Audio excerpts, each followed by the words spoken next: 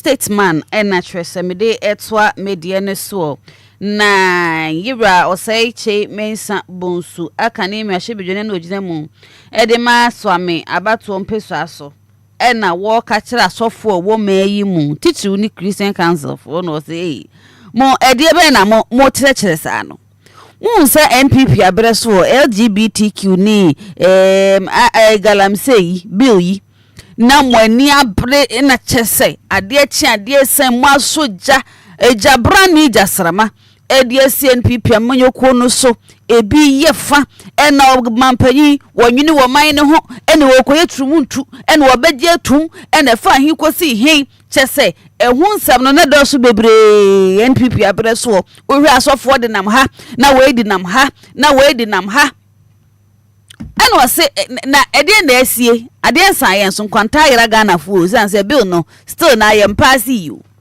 still na krampa yesi de akomra hye bedwa mu ama speaker kra be ka ho asem say no kra ne yesa na wo pa che sem na hye bedwa mu fo bagi atum no be ne da so da ho na asofo no Christian Council fo ade na mo ya fa ho atese obi akra no atum say swa se penyin wa yimframa ewuro se che mensa bonsu na echirechinsem mu wo bi ye no se an gala no enkrofo odini di pa atese anya asem ketwa gala ye di no Ghana ha no eze NPP ni wo biom so gala no kwa na ekoso afekura na chese enkrofo bi di ni so ka so bobro no so ne ade eno so mu di gala yi wo ho anya asem ketwa ye ro se che mensa bonsu wo se ede ade asofo Christian Council for na mo no mu semu ana se ade na mo yere na ede ade sanse wo se dan tia se no nebuafo no de abeto the Daily Statesman emu ewo ne so ko krata fato so mienu a ubenya sainzam ni nyina na afi so wakenkan na oru anodom pre Frank ena wo kasa wo se ebibiman se sika ana se niema ahuduo bi ma bibiman nya sika no wo se bibiman nya so mfaso pa wo se bibiman na kasa wo mutumi enya so mfaso eniema bi bi kura te sika kokko ya chese wo mai mu no eduru bre bia na ye yakosha abrofo bi nsem na chese wo mu ni utu no ama ye bia 10% 20% ede ade na ekoso wa bibi man mu sa no enya Ghana nko wo se ba bia ekoso enu ntia wo se bibi man ye tumi nya ye niema ya kasa no ye nya sika free mu na wo se yetumi enya ehu ekuta na afeso so yetumi enya so emfaso no so eda ehanom na Dr. Sakode obi a wonim de pa ya chese wo ye lecture mpo na odinse bia beto eha and was say 24-hour economy ya chese ne Ghana mapanyin His Excellency John Dramani die wo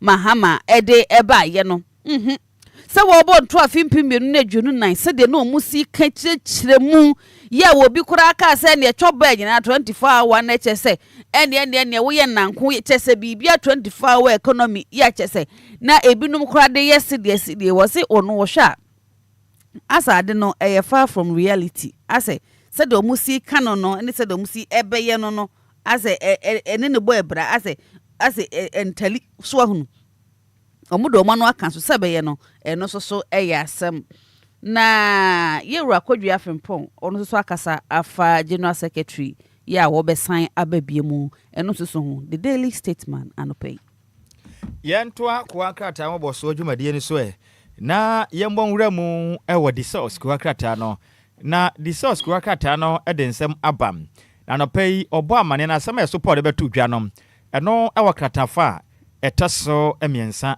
ewo the source na nemna ne no eni obon hom na ne say reliable and trustworthy enti kwa krata na betume do ho atono so a chese obesan so enya ne mugidie pam na asem so no ode opani Paul no na oman Ghana eto ojeje no one da no Ghana Revenue Authority opani na butu ano no hwe Ghana sikajeje nyina so de den ade Mr. Anthony Kwesi Sapon tiedi ni ye Mr. Anthony Kwesi Sapon na kwa krata na gba amane say Ajeta na GRA boss faces allegations over revenue leakage and corruption. Omuchirema zeze openi ojinamra no. Na nsenya Ghana man peni yem papa John Dramani Mahama. Ebo ni din say onkwada oman Ghana etojeje ano no. Okoya wakoya niama si 1 time sana 10 time. Chese sika ni bi nwunu go eto na mojeje ni sika no de ase kwa ba ho no tokura da ho e na nwunu gu sa ase ode kenten akonsuo no obewie na ese wakwache mframa hwe amafie ene wachi pro ne kankan e kwaso a aye huhu se huhu dios se da de Lumba nwom no aye huhu sa na mu kire ma se de yekwento pani wo gina mra denden a Ghana mra empani se patapia peto ana mra na de wuro nti no emra no etwe na abo so pam na ja ukọ GR mpanifo akoye adwuma ene ye se obi ye adwuma immigration obi ye adwuma o GR obewie ne wato dan kise sika o munya no minim sika aban de tua no moka yi me wofa ase aya wote on matibio hwe ye se o mu ye adwuma o Ghana revenue authority no pani efie a musisi ne cars o mototo ne nsase o mototo ne nyadewa na ye se sika na o koje shops ahodo mu no enko ba bia wo se bia wo no wo time no ewo besa afinie no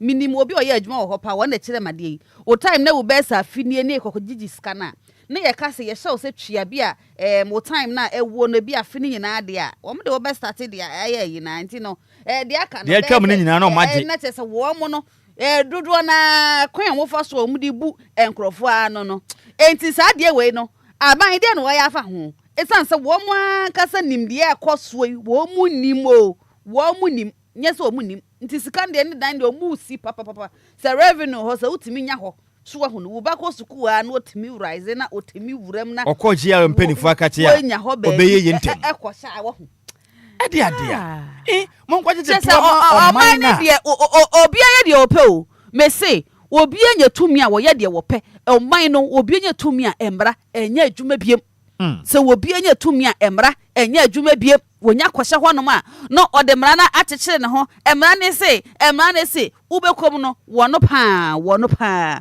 pa ena chese wodi bone dream die ketasha kankan de me si Ghana Revenue Authority I put it to you them enema moye wo na nye wo ano adene pa nti no sesi ade mo fa se Mr Ekwasi Anthony Sapon omo twena bo se wama pro ne kankan bi akoso wo Ghana Revenue Authority ho ana afi nso leakage to na mo je sika no omo je to na na foto no omo de kantia konsuo nti oman no nhye da nya sika bi amfiri ho nti aye nsem na sanso na Ken Ofoliata or say how can Ofoliata nearly died in US detention omo je papa Ken Ofoliata ka de so sa kwa ye twede amponyango pon de a enko to aya no mo nse do kura obra pa nti green card na ne saka ne de aji se tuo asena board boboko ni din no aji se tuo nya easy kura ka de komiso Ken Ofoliata wu kura detention bi of course no na se ko mo kire mi say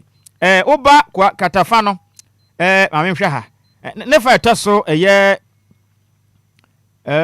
oba ne fa etoso enan na obama na bi yes page 4 of the source kwa kata na kasawa no kire ma Minerals Income Investment Fund itene teneka ne se MIIF Minerals Income Investment Fund omo jeme de say na hwanso so nya sem kuma wo omo say profit no a drop by 800 million Ghana cedis emfaso aman yenya free say Minerals Investment Income Fund ho no omo kire mi say ageta oman no ahwiri sika botene 800 million Ghana cedis sika we me wo fa se nkoso nyanya enke ya wie ke nchampo 800 million Ghana cedis omo be 400 million nimpo na ka de come for no say sika ni nyina mo kire mi say drop emfaso ye nya ye no we atekokwa aye kasusuro no so aba say eye nsem ya no wodene we ye nsema hodo no pay no ye kwan ben the fast we timi drop na tokro bi da baby na eliki fa ho say a drop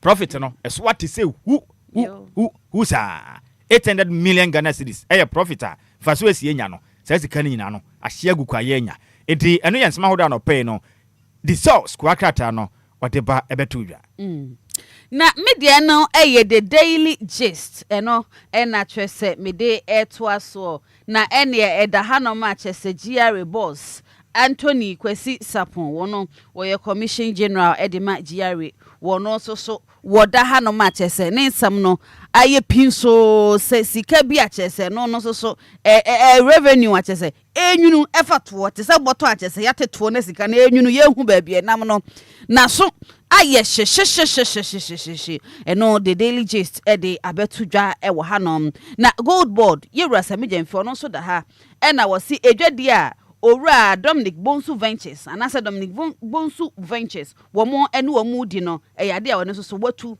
e de ahye e be foforo atese yenim da kora obekọ akọje e de aba na ene the daily gist wo ko ka so a e na watwi mu ene wo se ka so a NDC amanyokuo no emu aye pinso chesene ma ekoso wo ho no se ye nyina ye nim sa da no adafia da wo fa betirechire mu chairman Steven Ofosu ejare ena afenso so MP ya chese wo wokasoa Felix na koyo okuno wono so omunsem e ba ya chese Ofosu ejare yewura wo kwadwunso gu na koyo emu o chese mame junso gu mu wadwunso gu ne mu a chese wo pritumi abe MP no chese enamu nsem na piepie ye na enei endi samanyoko no as suspendi yewura Ofosu ejare no eno ehun nsam na chese da ha ya chese ama nsam na wakoso wakaso na kaso de ngamu ye ensam akoso wo ho no enya bi ni weye o na ase we no akoye sempanimfo na woso mo hwe na kaso no omutimi hwe na ensamu mpiem no wo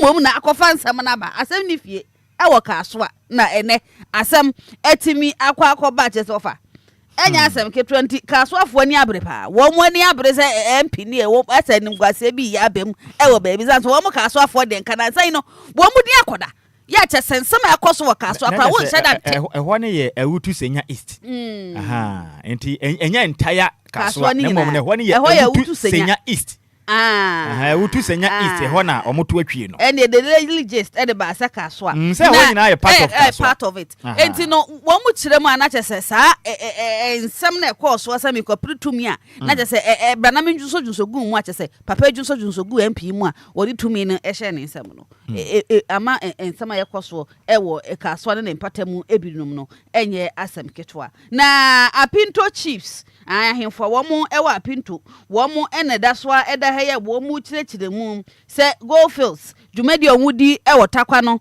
ene list na ma ban fam wo mu san se wo mu no kwan akaso de be na kaso sakaso no kwan go fields for do mo fa so wo mu sikase mu no wo mu enso mo ni kora what I say na de twatwo e wo the daily gist and say Yera Julius Debra chief of staff wo da hanom a chese president Mahama e ka no ho ye se na watwe awieye ene adisuafo bi omo suapon mu wo mu awie school PhD foi ene Yera Julius Debra na wo ka ho nti e fa kunya no so amane a great congratulations kese pa daily gist ene de ba no pay right yentoa kwaka tambo so no ne yemfia ne mfenchire o my Ghana kwaka te dia da woro so the news center anopay odinsem pina na ba abeto edwam na nemna ne say detail driven news na ode opening poll no ena o my Ghana ye fango odano me wafa ase Godwin Eduzi Tamakru MP chief executive officer nyon ne si ye ne dia na so Ghana abayba no obo obi di so onkohwe so ye chief executive officer na ese onu na ye ne dia nanso ye dia na asama so ode bai no kiremu a NPA fails to trace distribution of 362.6 million liters of fuel. Taxes, levies worth over 300 million fiat loss. Tomosi Yavantu manim says no. NPA open poor no manga na yafangu nyina oda no. National Petroleum Authority. Me wafa ase anidin ade Godwin Eduzi Tamakru. Omu kire mi say wanu matimi de fango ebebro 362.5 million liters. Edi agu ahyem say enko chechema fango ahodo wo manyim. Ekoya o manfo mani emfa nye akiri. Se fango na MP foja akwan say enkro na ekoduru ba bia ekọ na ekọ hen. Ekire din. Tamu kire ma say o man Ghana taxes ededa so. Ekire din. Levies ekire din omuchem say no sika botene ba de say 300 million Ghana cedis. Ye hu akire kwan yo ayesi one time say na certain time wo mayi mu a eka ba no. Enya dewa. Entene ho asem nyen. MP fo nso etime de o man Ghana ye mfa ngo no akogura to pre. A say no. Ye hu ba bia nenam ehu sika botene 300 million Ghana cedis omu kire mi say sika no.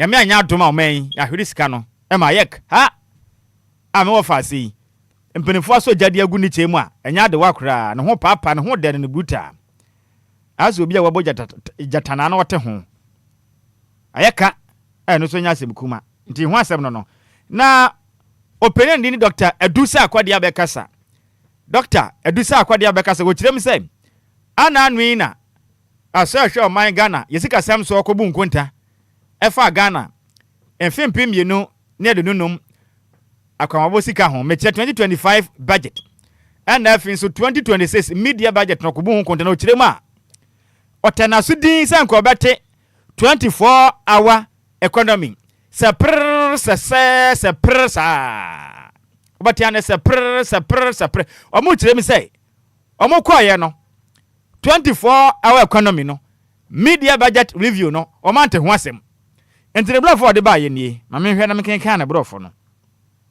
o say 24 hour economy implementation far from reality. Dr.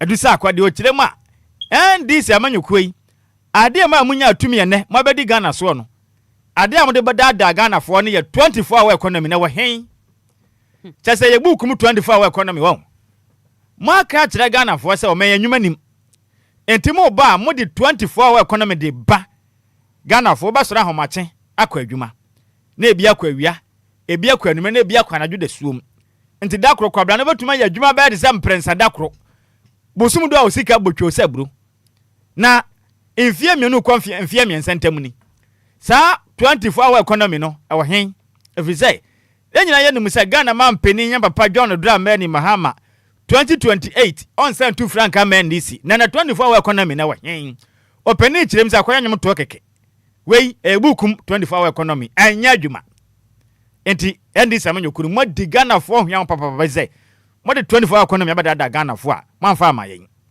mo ntumi anka ho asem budget nim ebre be na Ghana so obenya 24 hour economy openi ne buafu a okeka na adwen wa hanoma na bis eye tete bed Tafo Children's Hospital aka krab na mawie na bi dom frefo edema MPP amanyokuru mo fa se na eye Henry na Naboache osi sabia de ama ye mofra na mo watafo na mo kirem se be fa mofra be ya duasa empa no fa mofra be ya duasa o mo kirem asese no aka tom ne soro na wawie ketua bi na wawie na bibia ye fine tina na bi na ni abre sese no wasan petumi bi MPP wasan pe waso ope eye national vice chairman ntoma no na maye omanga na nyina MPP amanyokuru no titire ne abedi akiri no nso mo so mpantiwei eye nsema no pay the new center ko akata no ode ba betu dwa ndi ne nyina no yankoya nim ne yankwa dan ko akata nim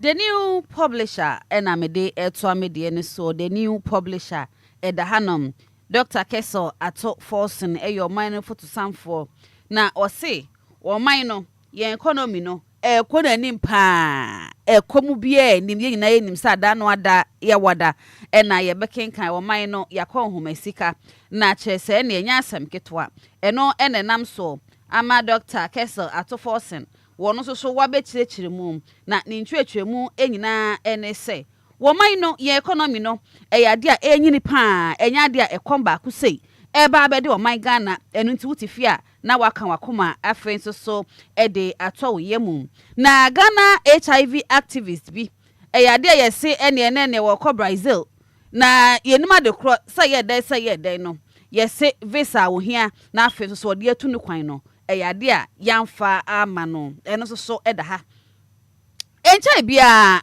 ena chairman Bernard Entwibu asia kwan ye bone mrane sa chairman wuntumi ebeto oja sa court wone sama boy case no eyade a court ahye so won ko dem 20 years with hard labor na chese wone mrantie ni nyina na ekoye adwuma ewo ensanwam ho na eno ena yeda swale ya chairman wuntumi de akodem dada ya chese wo hwe na afi so 7 terms ye ne ahwede nyame be ye no ne lawyer bia nansan ko odi betu dwa se ene cases ni bi wo hono ma wate ne nsa edi afiri home eye lawyer Andy Apia Kubi enra do sanansan ne wo kotena TV so ya chese ye busabusa ne nsam eno se chama wuntumi aka kire no ade ebe chiama court akodi asem no chama wuntumi na kasa efe ni di nkomo ya chese won wo sisi dua se ene chama wuntumi etimi tei pa se ene eyade a wo kɔ no won sa mafie court no wo kogina hɔ wo mafie wo kodam 20 years nti na chama wuntumi eyade a na oya we ankasa se eno no ofa etimi yesa se wo kodam na obi adikan afa akira ka kira wo se wo kɔ na wo kɔ no ade achi a wo mafie wo kɔ no wo kodam na eno no etimi why na ekodi sa konkonsan sa eyasemo eno so eyade a eda hanom a lawyer and apia kubi ena di nsemo yi ebetu dwa ada no ada wa bra okotena kasafidie so ena chese wo kan ye na koka ono so eda ha ya chese ene ensem bia beto dwa ne se court ahye se bench warrant yemfa entry NPP koka enye koka na wo kumase na wo pra Ashanti regional chairman no we koka ba ko no wono eno so eda hanoma the new publisher na ede eba no pe yento akwa kratambo so no so na yempim kwani mepie mu wo di custodian kwa kata densem aba di custodian asema eso ode ba ye ni ode mo fa se ono yesemhwe ni ede ma multimedia and the Joy News to be precise me wo fa se ni din ede lawyer Samson ayene ode awini mom lawyer Samson awini wakasa na ochirem a you nurtured a monster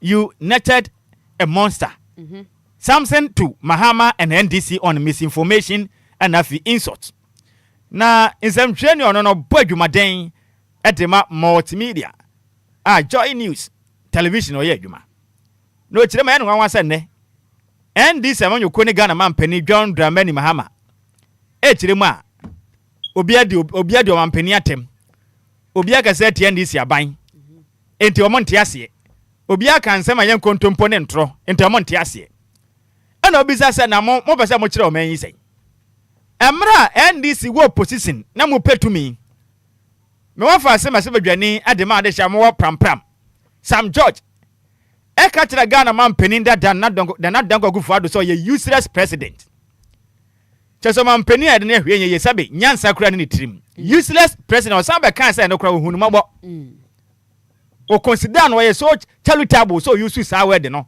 say o ye uselessness we hunu we consider no kura Ghana mampani dada ye useless sami jamfi ebe kan bi kesa nsem asabi mframa sem o manyim ni enisi mebunu keka nsabi nsem hunu Ghana mampani eni enisi mpanifo na ntumi ameka nsem bia nkyere won bapem ne amanya tumi na Samson awini kirem say oyemle nimu ni sabe aba a yede bo techi no emfare se bebo ba dabi se omana yetimu no kokram amfare na besi wo hwene ntem a yemfare se ade asa abeta aso enti se ndi se amanyo koni mpanifo pritumi atime didi abandada no mpanifo atem aka nsem asabi nkanya nsa bia nim a egu o mampani hu fi mantumi antena won anka hwe nene obi bo wa kra ese a chene de a eye ne nwanwa ti se o mani mpanifo pese ye de mra ye adwuma de a emna wo position na wo pritumi no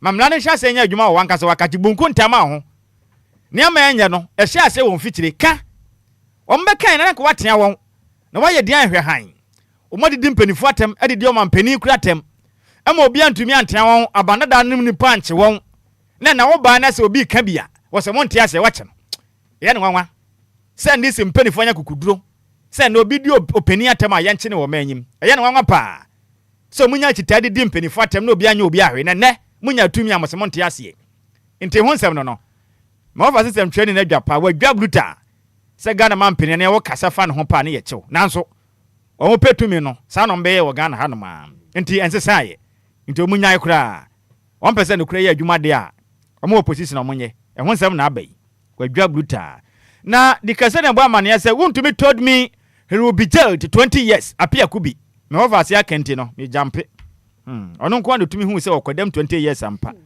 na anoma bia besu a kire nso openi ade ne ya ka asem dadawo 20 years ne gunkrata so lawyer ase openi okodi asem no kra de mani ni kra judge ne mpode we no wo ko ya ode ma okra we wo ma kan dada wusuma se kra enti lawyer apia kubi asante achem no former member of parliament no say say say okay na beje e na obeje ye kura on nam USIC a wakoye romantic scam Ghana pe e na MP oh yeah romantic scam romance scam Ghana pe e na MP just say o kwaba o match ne say ya say best busumi mi no say ni no ho no omuni MP o na be da omuni bi na monya re-election monto aba fofore say o mo ankasa no aye confused o mu hu so mbeto abo o man yi enya se bukuma kura enti me wafa sensem de dos na advocacy group bi buafu o mu kirem say Ghana Revenue Authority open port down on Mess Anthony Kwesi Sapon omuni na nya pa fi say wo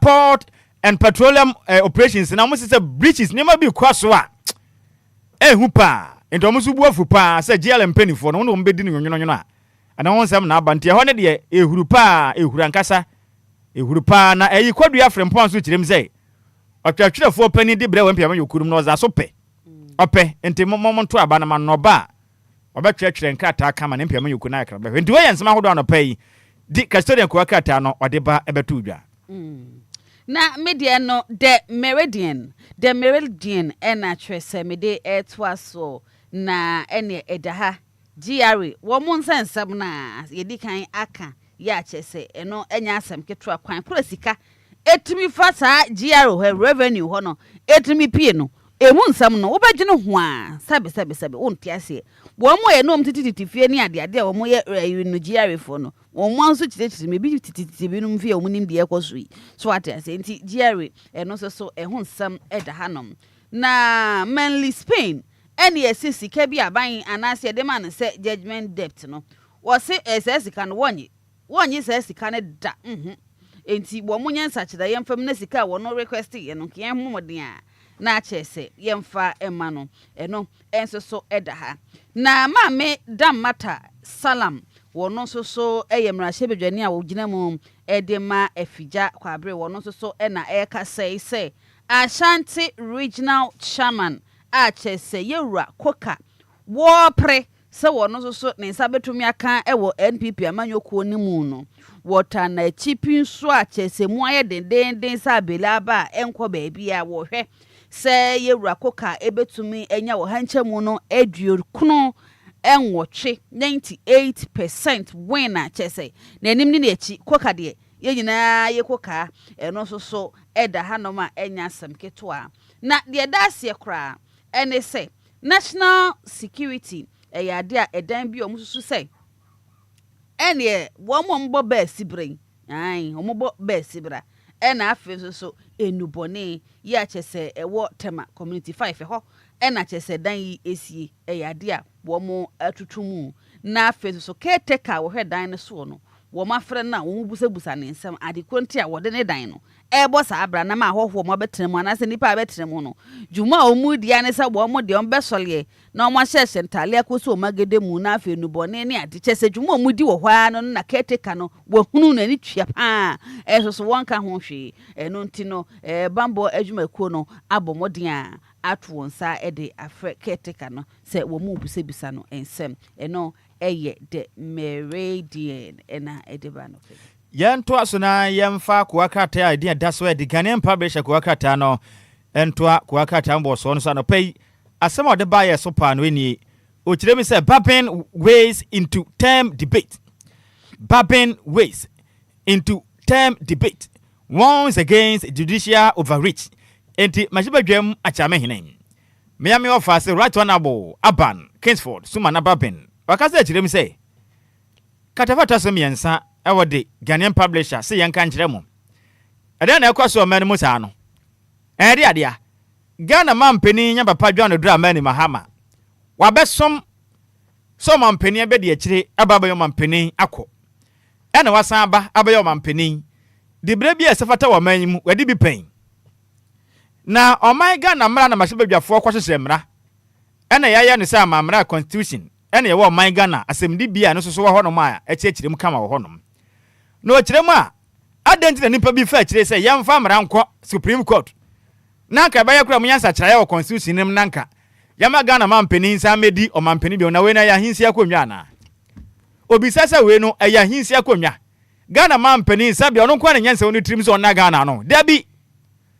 masabadwafo no dwuma mu die ne ho hia man no ne eye pa adentina mo pese mo de asokwade o ma chenchena ono odwena ha ntia se o ma na womna nti sa sensen ma ne nti bi okura sa tetem no mo bia mboso die o man mu bio tetem ni ho ma obia enti yanka nkyere mo Ghana man penny John Dramani mama 2028 wapon na dwuma okofie nipa afro man benya no obedi o ma no so Ghana man ne nye ahini akonwa na sa abusuan beja pade enti yama on say enfia nwotwe enfia nan wo ba na omode mo sene ya 12 so wi wapon untu mabio enti munya sa ayi no debate no ehu hia o ma no hia mpuntu munya ofi tetemo debate munya kura na ono kura de wadwa e tan kura so beti sa sensem no ano pe hu sensem asan betodwa enti nya easy kura na a good boss suspense Dominic Bonsu's license over regulatory breaches enti mo kirem say mo afa asibia ne din e de Dominic Bonsu otufuma gudie na gold board fo kirem say de tumi krata no enfamre kwam nti gokobu mra so nti na to atwi a o magine tumi krata finish ma say de fuma gudie ntumi ntu bio ne wura ho pa ne wura wankasa ano pe ho sensem no aba betodwa na oba na afo na makata fa taso ensom ewo di Ghanaian publisher ebo amane ano pay say atroni galamsey crisis chiefs rain cases on a prime minister and the police enya izo hwe jinajina ne mpatem bono jinajina ne mpatem ho ehwa ye pinso mu kirem say atroni galamsey bi yakoso no tesanyifu bi hihye ase a obama post fosi ka bo enipa mu tu galamsey ne ho ban ana sabe ensemhuru na ekoso mebu no kura wakura nya bintu ana ba ya manyosem ene ahemfo no ma akoye kyese akoje manso ma hinsie hu tokọ ekoso a enya de wante no ahemfo no bia bodua say minister ya bodua asanso abo postifo na ho no munyina dua efiri say minister ene ya postifo na amakwa magalamsey ne koso awo atroni jinajina ne mpatam ti mika sire mo bodua say minister ka ho a enso no nkono ntontwene sanso na postifo amo ho no so ma gisika na mutumi mo ban no so no enso no nkumu nyina ntungu ba bi kura ebita sabe insem hu no doso ma ne mo dodo o mabu afu pam na sanso na ye apinto chiefs ene ya kwata ya mentem wa sen regent takwa ne mpatam so bu afu pa o mu kirem say wo hwe eye god na mutu no sika mu nya no ketewa bi o na himfu ni nya ede adea royalties ni so a endo masra ban omo no homoden say obetumi ma o nsa ka dodo na anom de input dwuma esua kram esua de o mgwafu pa jasa hene adema apinto divisional chief divisional council no na da kwa bedi akwa toso miensa ne buafu rough ne buafu say royalties na mo de mo no ketekete mampore de say dwie entimunya mu nsakire mante sa mo no mbeko ayam no so nsensem no anopa di Ghanaian publisher kwa kata no na ode nsem wei ebetu dwa Republic Press and naturally so mede etwaso na ene edaha Deputy Attorney General ye Dr. Justice Saram say ono so odaha no ma woka etre OSP na nsem kayemu no wo say tumi a yede ama OSP no ade a we no enye constitutional amendment na say yen constitution no kwa no enhyeda enima che so wo muji tumu sa na say we no emremu anasem no ahye bedwamfo na ene tenase ene mpanimfo ne aban na tenase paw no enti we no ni tumi no wo fom ti we no nkenhyeda nya yi bia wosanka ni dwumadie no yenhwe na say yenye bibi entumi emfafa ho na eyade a NDC amanyoko no eno so edaha no ma wo mu kiremu se wo mu tumi ekom ede wo mu se the Bible kan no sunsun mu kom ni sukom edu wo mu efatumi hu no eyade a NDC amanyoko no wo mu etwe mo abokora se munya abutre se de mo no mu hu esi epremu ewo tumi hu no enya de a ebeboa apinto chiefs omonso so edahanom na mene wo ka sayi no Ghana's ambassador ena say o panyina wo no ogina Ghana man no anamu wo South Africa wono so wa bekasa wo ha se Ghana fo a wo mo wo South Africa na yedi won ani wo ho no wo mo maye krado so mebe o mayi mu no final one no yade final batch no wo ma ye kradom de nneema egu akwan mu enche bia wo mo so ebeba bepie mu ewo Ghana hanom lawyer Andy Apiakubi woni OSP woni chama wuntumi ene court nsensem no eno so eda ha ena afi so yewura edusa akode wono so ne nsem a woka ede for 24-hour economy no a wosi we no eye krata mu de enya de etumi aye adwuma sesia no wo mo so enyina ewa ha esanse edi kan bobi so nti e twanetia na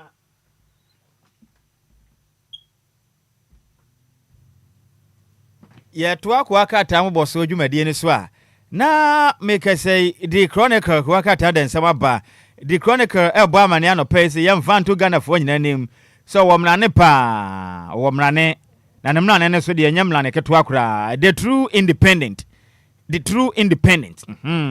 spear of the nation na wɔkyerɛma lawyer seals DVLA NFI NIC over registration licensing of Toyota Voxy in Ghana entamuko kwa pai mlanim ni bi na nebo ne kokwa pai no kirema ya wagana hanom ana driver vehicle licensing authority DVL mpeni fo beka kira yen say sa Toyota Voxy car no ehyen no enye ehyen a ofo a betumi ku enti no enti apo enti Ghana yema ne nya adwuma wo manyim ena mbaka kan ho nsensem ne ade am efi yete ya kasa nam krom nyina nso Obia registration number number plate tetarani mu na omukọ 5 rehefa ana openi kirem say sesa na mo ne yakwase o man de a o mo ntwema mo kra o de asam na kwasem ni bia court na court aka bia ma ne say e ba ne say na mo say Toyota Voxy ehyen no o man ekum nipa emmoa yen enti no mo ma ho kwa ma ne nya adwuma na ne ehyen ba ga na nyina nso matumi ama na number plate ayi adwuma a jema register wonom enti no mbaye Ghana for kokko de dwon anasesen na Toyota Voxy kura no mo bra na mama ayi adaka ayi adwuma se woni adaka container ahyan ye container Ghana na ye sprinter se woni se sprinter na blofo na ye container o mo mfa nipa so ya we de container ye mfa nipa ba Ghana e nipa na mo kirem se Toyota Voxy ka yi kura na mutena da kura nya bini utena mu na ekwa se wi emutena de pa na mo bra ma container ye adwuma de mo kura no na mo Ghana na kasa no mo ma yentwa sa Voxy mfo nsem no mo nya adwuma Voxy na nipa na etwio se be nipa na otim na agimi anya ka na agimi ana meboa Voxy ekum nipa anya ka na ekunipa kan kunipa enipa wotwe na sebe na adwene nya adwuma na okunipa enya ka wate ase Toyota Voxy na ekunipa na wo ka etena ho anu atu akokunipa da enipa na wotim na sebe na adwene nya mo ho ne nkasa na munya ka no enti ne dia ya na container na kura fa nipa meni kofi ya pon a container wate ase fa nipa utimi mo kura masa etu wisi pa na mo Voxy na kura na mese mo pese nka intercity no mo ma ne nya adwuma okrum wa anka mo nipa be bo apa enti no ehun sam no na ai for na pinto ahemfo na mo si no don't renew go face list enti apinto ahemfo ne kirem say e free na ekọ aban go face Ghana takwa ne potem o mata mo so a 10 time ma ne nya adwuma bio na o man na nkase entu efuma gudie sana nsem atoaje ma hye bedwane anodom page kirem say no o den krata akọ ebimam ha say sika akọ na ade na yetu no ye na nani ne ye mfanya ade foforo na ye ade value nka ho se be bekọ amano no bibia bekọ nka ne dia ma enti senior we ko anka ta hodo no edos na so ebenti no ye nyina we so ne mfa ne nyina mfansi na adwumade ahodo aka no ento aso nti no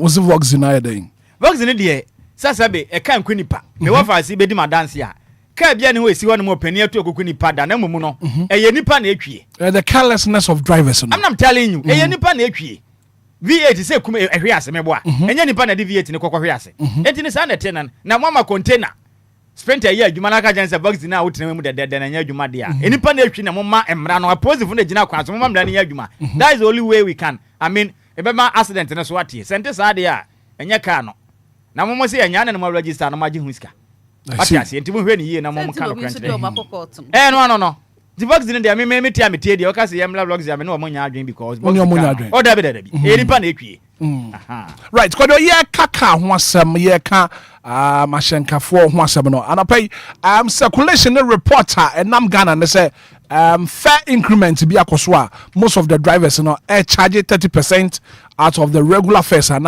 was say omutua ba ma me kwa ma so na afei me the deputy general secretary deputy public relations officer for the GPR to Ura Samolamo a eni nkoma no pay. Ura, good morning.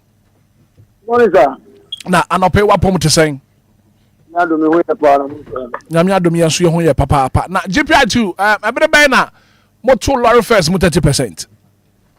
Me da se papa ma ntia wo no etifo. Ye nto lorry fares mo 30%. Na nkomo ni nyina ne se ye share components a ye bi adwuma ne se nyina akosoro. Ni fango bo asese.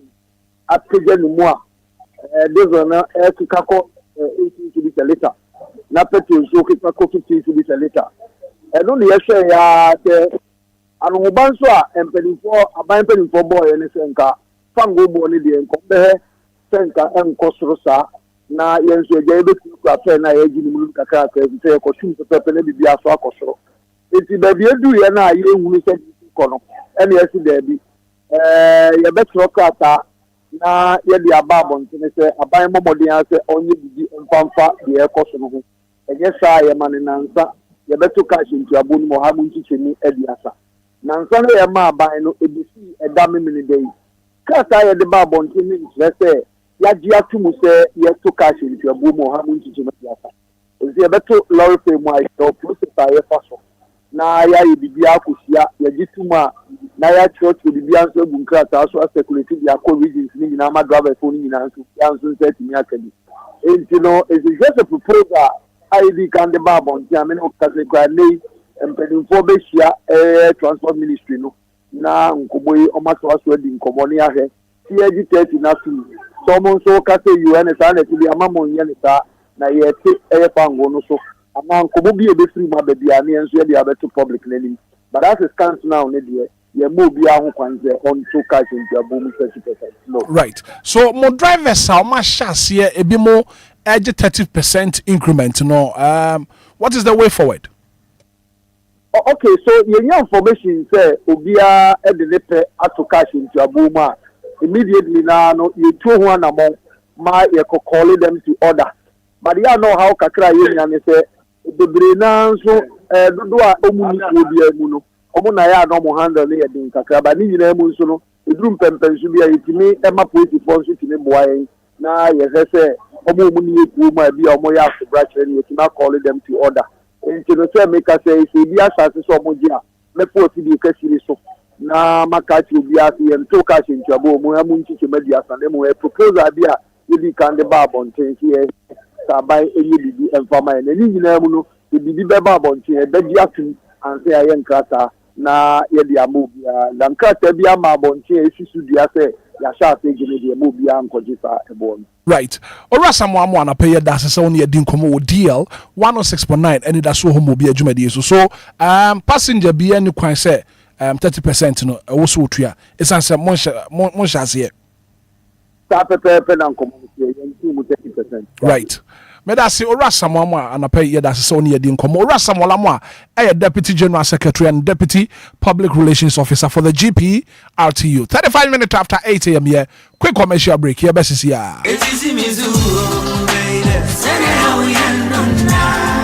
Minia femme waso ene umre kakra na menka Diofosu Plaza Hotels wasem tia one trail se wo pe baby ye meetings and conferences are anyhow because Diofosu Plaza Hotels a very spacious conference halls are a state of the art se e kom deal na wo pe baby ya obenye duane a emu ode ne mu ohwam na pomudi wo mu adi ana wo pe ensa papa betre abodwonsa ya so bogu mi na se ni pedue mu nyina ba yo from anom dia menhwe baby a se Diofosu Plaza Bar and restaurant. There was swimming pool, gym center, salon. Yeah, a member and a man to Mrs. Wantrini. A modern event center. Yeah, very spacious with a beautiful environment into musical shows, weddings, christenings, parties, and all your refreshment programs. We've got you covered. Memory fee, weekend piano, live band music. Yeah, Mikawum, Nebe Sheku Amoniaje, Echegusa, Diofosu Event Center, Diofosu Plaza Hotels, dear Dime Papa, in the Padem dear. dear Ebuso inti se ope hotel accommodation with a serene environment. Ya ubenya wasumdwe dia. Ye bia ye punama. Afe ye 1 bedroom and a 2 bedroom apartment. Ya ubetumini wabusua abetinemu for a limited period. Afe hwehwe Diofosu Plaza Hotel. Etwa kwan ewo obotan so ene atechem ya ni nyina ewo Koforidia. Ebrin so behuyen wa hwerase. Ye ne fire service station no ene di nhwanimu. Se wokɔ adenta ye wofrafra ha ubetumi afrɛ yen ewo homa yi so 0530458834 na 0207979461. Email info@diofosuplazahotel.com. Website www.diofosuplazahotel.com. Diofosu Plaza Hotels, where luxury meets comfort.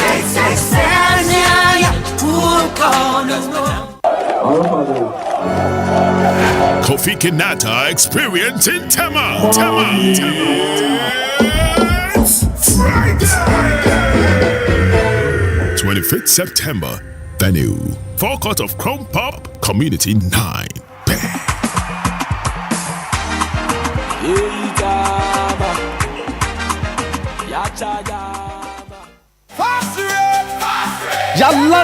Yalande. Ghana Dradi for Mumbrenio. Afiwe Pram Beye the Dada Omwe. First Trade, Pram Traditional Council, and a Center for National Culture, Greater Accra Region, under the auspices of the Ministry of Tourism, Culture and Creative Arts, Ningo Pram District Assembly, Edi Jumedia Yatudin, First Trade Cultural and Food Festival 2026. Bro Homo we are entrepreneur, Utomadia, we are Jedini, and our business owner, and Yakwenya now bar, Ghana Drianepa, business opportunities, exhibition and shopping, and our music and arts and entertainment. Wo de dwano na yesanso bawo nyompa. Ne nyana yadi brawo ewo dwumedie yase. Anyontofu akugo dan die. Bebre kwa dwumedie yi baso efiada 14th kopim kwesiada 30th August 2026. Our Pram Anglican School Park. Yanda mo bia debut. Sanse eye 24-hour economy market. Upechinchemu bia fre 0546 178 274 and 0548 918 116 for partnership registration and sponsorship. All social media platforms for updates at Fast Trade Official. Fast Trade Cultural and Food Festival 2026, celebrating African trade, food and culture. It's official. DLFM 106.9. It's a brand new day and time to tune in to your number one breakfast show on DLFM 106.9. Anidaso Wɔhɔ with your host, the one and only Hitman. The one and only Hitman. News, interviews, newspaper headlines, current affairs, Monday to Friday from 6 a.m. sharp. Start your morning right, stay informed, and get inspired. Only on DLFM 106.9. Anidaso Wɔhɔ Obia. Super Whooper.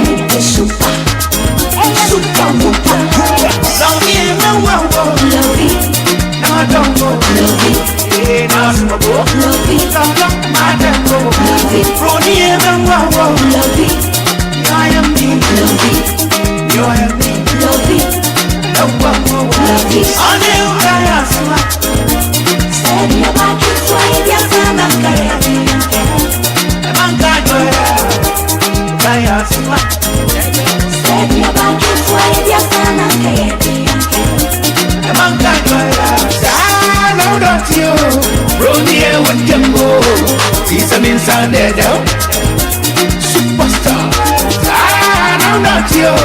Rodeo with them all. He's an inside there down. Superstar. Yeah, yeah.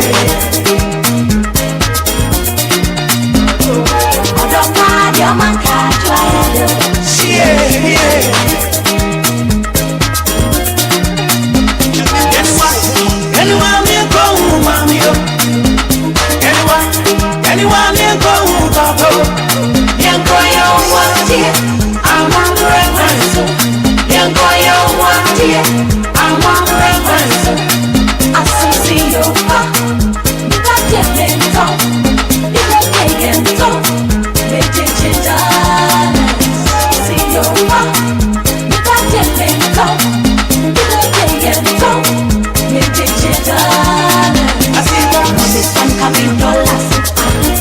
They call me a this one coming dollars. This one coming dollars.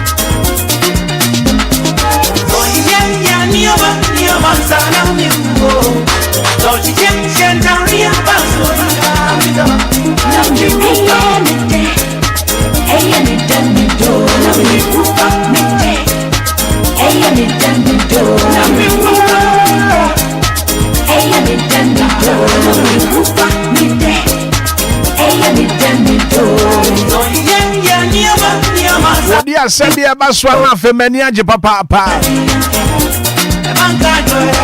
Odoye Ukaswa said we are banner Yediankado, a man Kadwaya de Papa.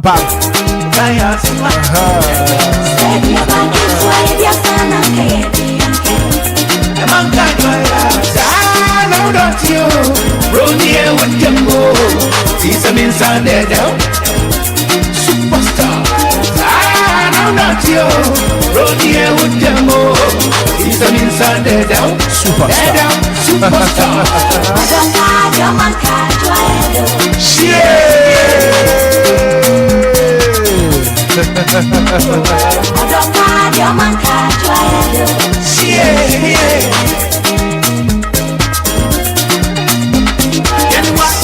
Anyone me go, mommy. Anyone me go, papa. Young boy, I'm on the right. Young boy, I'm on the right. I see you, you got your mental, you got taken so, make it done. See you, you got your mental, you got taken so, make it done. I see that this one coming dollars. They call me a this one coming dollars. This one coming dollars. This one coming dollars. They call me a better way, yeah. I'm a fine, yeah. I can't live, yeah. I don't go down here, yeah. So we get it, you know. I'm Jim Lanza. My nature, my nature,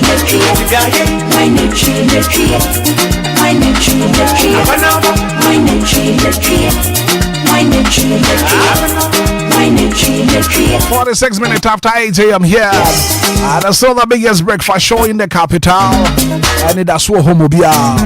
Now, pram for Montana here, papa. Something big, something super. About what pram. Something very, very solid. Basu pram homo fashion basu fast trade and cultural food. Festival basu pram from the 14th to the 30th of August. Our pram Anglican Park in the song. And to catch you be no so can't you be. Safi pram homo fashion. The papa fast trade and afi pram traditional council at the fast trade culture and food festival basu from the 14th to the 30th of August. One year will stand up, but Madia Sobejo will stand as a vendor. And the ones who are torn near my would they ban away the Sikadia Gubuto. Very a fast trade and I feel pram traditional council. And a kabuma. Did you media ya de bro? Tell a friend to tell a friend.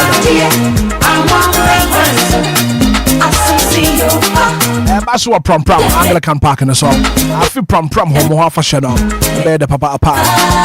Cultural performances, local delicacies, arts and culture.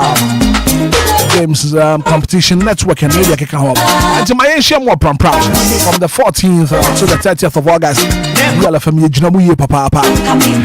We are Bema Mamimbu, someone didn't want to sign it here. I was so just a web Bema move. Premature ejaculation, sexual weakness. What you do about Nkumabua? Pompia Cascala. Sexual weakness. What do you know? Give us speak capsules now, make up for the Amawa. Give us cold capsules. Very effective for waist pains. Cold quantity. Why you team Hawana? What do you know? Give us cold capsules. They give us a balm shaba. I support your immune system. They put your malaria, typhoid, and I feel jaundice. What do you want to make? We are listening to Nimukrani Kondo. As answer will lose appetite. I don't know. I give us a balm shaba. Drugstore pharmaceutical shop will be a benny beaton. From 24 0543222470. Give us speak capsules. Give us cook capsules. Give us a balm shot. And I pay me chair from Kwabena Danso. But Kwabena Danso office of Dr. E.T. Akuna. Kwabena pay what promo crack to say. Good morning, my brother.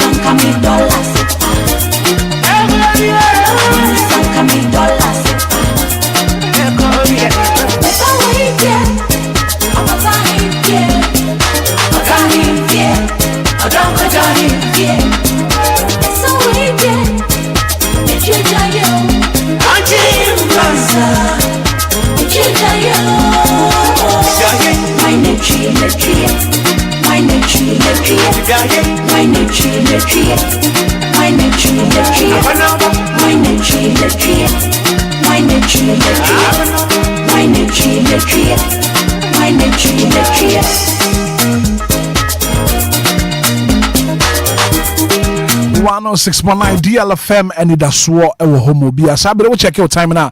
Akasima do pepe na afia no pay no nkono abo. Adapai abegyafo atena se a ye baba be di nkomo. Insura ba akwadwo samebi atena se Kofi ewa ha ana fenso so no enkoso hema ana pay watena se a yadi dwumadi no yadi bro join here live on Facebook, live on YouTube ba wadama na won so wa share link no mo ofoforo bi nso atumi ahwebi ena na pay on TikTok Mr. Hitman official on TikTok ubaswa na won so wa share live no ama ofoforo bi nso atumi ahwe bi anapai abadwafo atena se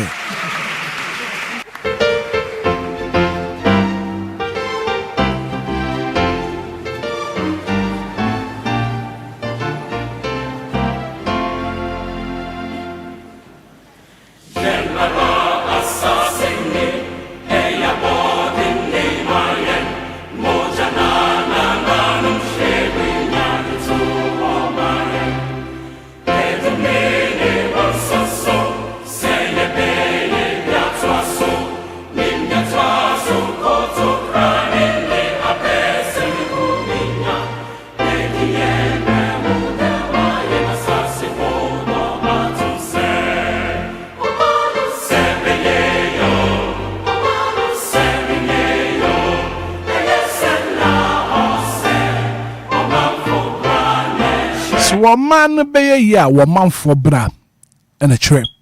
I do mean so many no me so ye be atwaso. Woman ye na nanom ye penny for and a bre a pet the two ho at the ma yen. That is a do mean so many no me so may be fan into my pay fra. We been free cross, we been free man so man be you may ye and fama yen.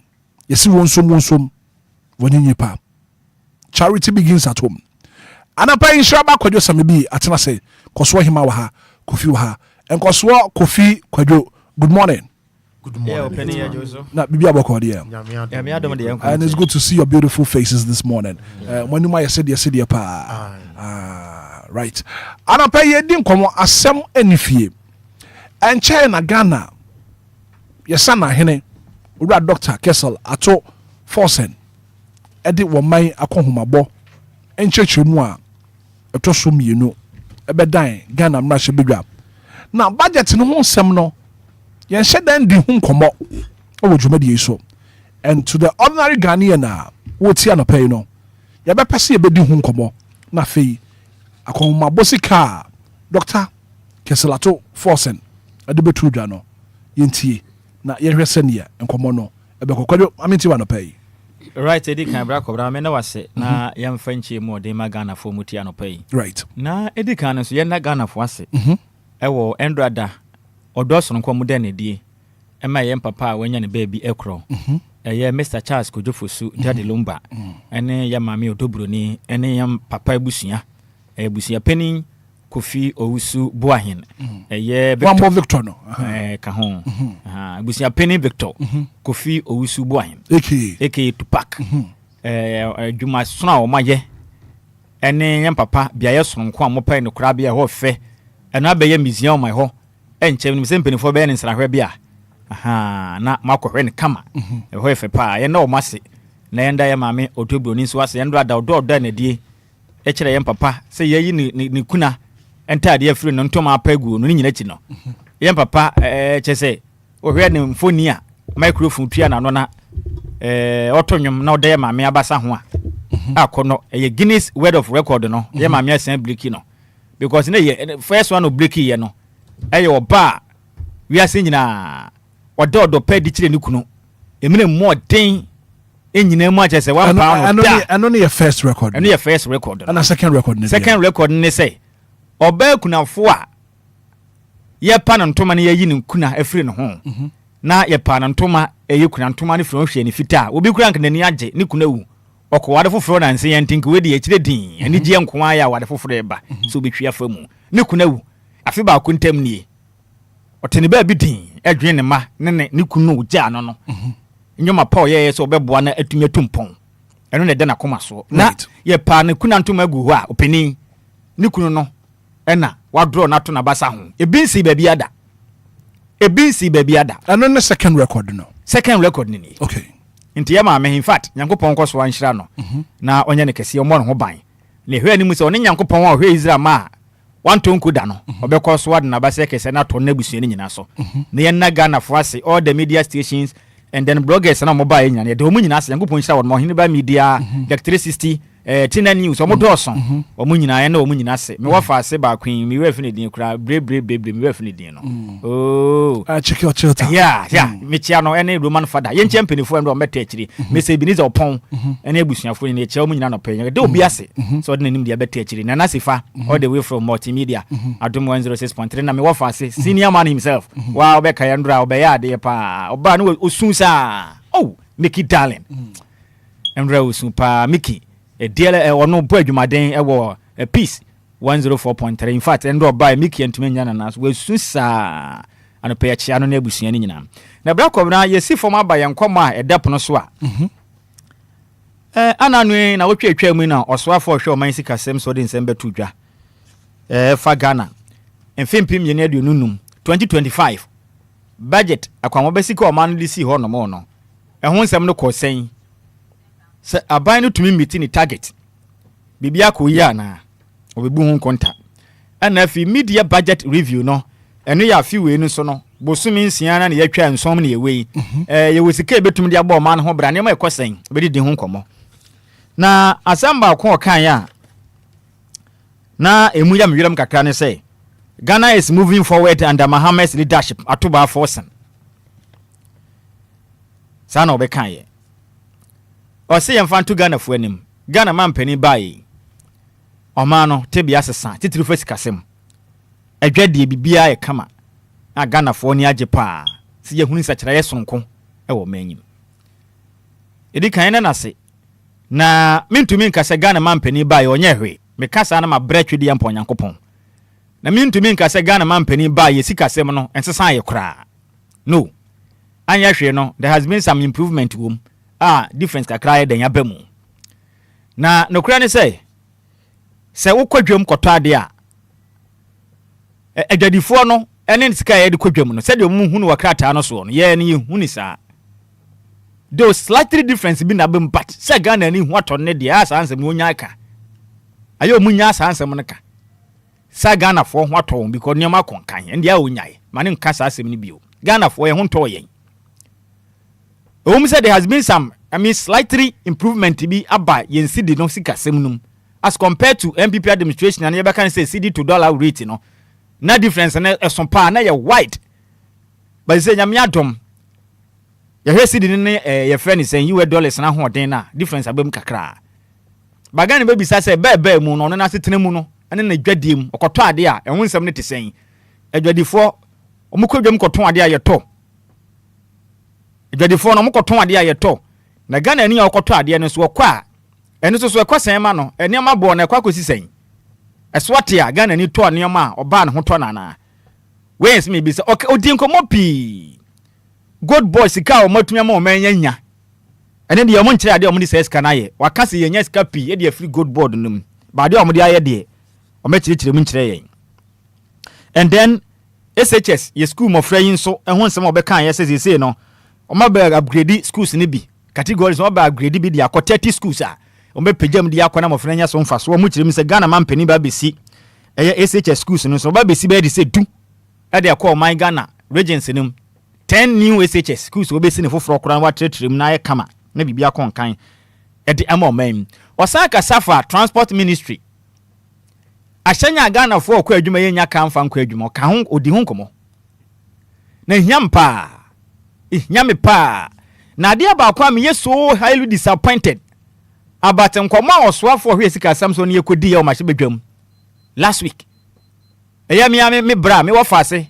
me nua kuma ni mpon so no me wo fase na ntime sene ne bibire Dr. Kesra to ba forsen 24-hour economy yante ho asem e budget nim budget review ni yante ho asem ba akokora ho nsem no nkomo na kosi sen I'm just reminding them say 2024 NDC ni Ghana mampino mejo manifesto na omoka ho asema na eso mu gina so de gi tumi no na 24-hour economy ho nsem na kosi sen ni bisao me wa voices bebra be nkampese ye boba time ni ntine yentumi mmo me voices no time no kopa na yam papa Johnson say du nketia national chairman demand is be ka kire yen say won betete nyinam kane ya bo so e de ama companies na ma companies na tumi afa adwumayefo se be kwa homonache bi bɛkɔ ewia bi bɛkɔ anume ne bi akɔ anadwo da suom tu wonya kwadwofo ada koro betuma yɛ adwuma bɛyɛ mprensa bosum do a osika esena buro untumi ni wɔ manyim